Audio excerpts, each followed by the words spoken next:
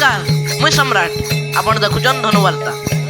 आज गोपपुर पालटुथबार अंबापाली रे विश्व प्रसिद्ध बरगढ़ धनुयात्रार गोपपुर यात्रा लगी सब ध्वजा स्थापना हो सारी। माँ समलेश्वरी मंदिर नु राजपुरोहित भगवान विद्या पूजार्चना करी श्रीकृष्ण कलाकार आउ बलराम कलाकार आ राधा एवं विभिन्न कलाकार मान को बरण करागला। विराट सांस्कृतिक यात्रा बाहरी करी रास्ता रे सबु मंदिर ध्वजा परिवर्तन करी कदम्ब चलके पहुँची करी तले पूजार्चना करी शुभ ध्वजा शुभरे स्थापन हैला।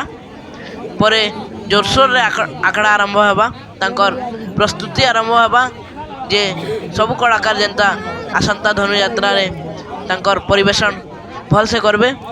सब कलेक्टर श्री प्रसन्न कुमार पांडे और धनुयात्रा महोत्सव समिति संपादक श्री सुरेश्वर शतपथी और गोपापुर और मथुरार कमिटीर अन्य सदस्य माने उपस्थित थिले।